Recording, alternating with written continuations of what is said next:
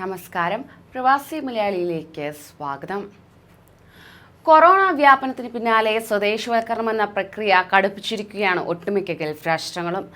Kuwait, Saudi അറേബ്യയാണ് ഇതിൽ മുന്നിൽ നിൽക്കുന്നത്. ഇവിടെ നിന്ന് നിരവധി പ്രവാസികളാണ് തൊഴിലുപേക്ഷിച്ച് നാടുകളിലേക്ക് മടങ്ങിയത്. തൊഴിൽ നഷ്ടപ്പെട്ടവരും ഏറെയാണ്. ഇത്തരത്തിൽ ലക്ഷക്കണക്കിന് പ്രവാസികൾ നാട്ടിലേക്ക് എത്തിച്ചേരുകയുണ്ടായി. എന്നാൽ കുവൈറ്റിലെ നിലവിലുള്ള അവസ്ഥ റിപ്പോർട്ടുകൾ പുറത്തു വന്നു കഴിഞ്ഞു. സർക്കാരിന്റെ കീഴിലുള്ള 69% വികസന പദ്ധതികളും വൈകുന്നതായാണ് റിപ്പോർട്ട്. 2021-2022 സാമ്പത്തിക വർഷത്തിൽ തന്നെ തീരാൻ വച്ചിരുന്ന മിക്ക പ്രോജക്റ്റുകളും വൈകുമെന്നാണ് റിപ്പോർട്ട് ചൂണ്ടിക്കാണിക്കുന്നത്. മൊത്തം 131 പദ്ധതികളിൽ 90 ഷെഡ്യൂൾ ചെയ്ത സമയത്തേക്കാൾ പിന്നിലാണെന്നാണ് റിപ്പോർട്ട്. എന്നാൽ സർക്കാരിന്റെ 3 പ്രോജക്റ്റുകൾ നിശ്ചിത സമയത്തേക്കാൾ മുന്നിൽ തന്നെയുണ്ട്.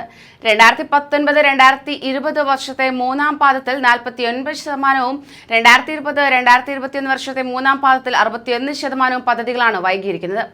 38 പദ്ധതികൾ സമയക്രമം പാലിക്കുന്നുവെന്ന് റിപ്പോർട്ട് പറയുകയാണ്. 50% പദ്ധതികളും ഇപ്പോൾ നിർവഹണ ഘട്ടത്തിലാണെന്ന് അധികൃതർ ചൂണ്ടിക്കാണിക്കുന്നു. 39% ആസൂത്രണ ഘട്ടത്തിലാണ്. നിർമ്മാണ പ്രവർത്തനങ്ങളിൽ 2% പൂർത്തിയായിരിക്കുന്നത്. ഇതിൽ 4% പദ്ധതികൾ പൂർണ്ണമായും കൈമാറ്റത്തിന് വേണ്ടി ഒരുങ്ങിയിരിക്കുകയാണ്. 5% പദ്ധതികൾ ഇതുവരെ ആസൂത്രണ ഘട്ടത്തിലേക്ക് കടന്നിട്ടില്ല. വിവിധ സർക്കാർ ഏജൻസികളുമായി കരാറിൽ ഏർപ്പെട്ട കമ്പനികൾ തൊഴിലാളി ക്ഷാമമായി തുടരുന്ന സാഹചര്യം നിലനിൽക്കുന്നതിനാൽ തന്നെ പദ്ധതികൾ വൈകുന്നതായാണ് റിപ്പോർട്ടുകൾ ചൂണ്ടിക്കാണിക്കുന്നത്. വൈദ്യുതി സംബന്ധിച്ച പദ്ധതികൾ, വെള്ളം സംബന്ധിച്ച പ്രവർത്തനങ്ങൾ, ഭവനം നിർമ്മിക്കുന്നതുമായി ബന്ധപ്പെട്ട പദ്ധതികൾ എന്നിവയെല്ലാം ഇപ്പോൾ പകുതിയും തീർന്നിട്ടുണ്ട്. ഇതെല്ലാം സർക്കാരിന് കൈമാറുന്ന ഘട്ടത്തിൽ എത്തിയിരിക്കുകയാണ്.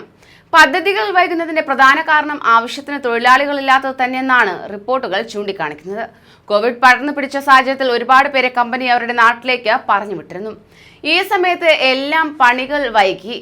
ഇതുകാരണം പല പദ്ധതികളും നിശ്ചിത സമയത്തിന് പൂർത്തിയാക്കാൻ കഴിഞ്ഞിരുന്നില്ല. പല പദ്ധതികളും കോവിഡ് കാരണം നിർത്തിവെക്കുകയും ചെയ്തു.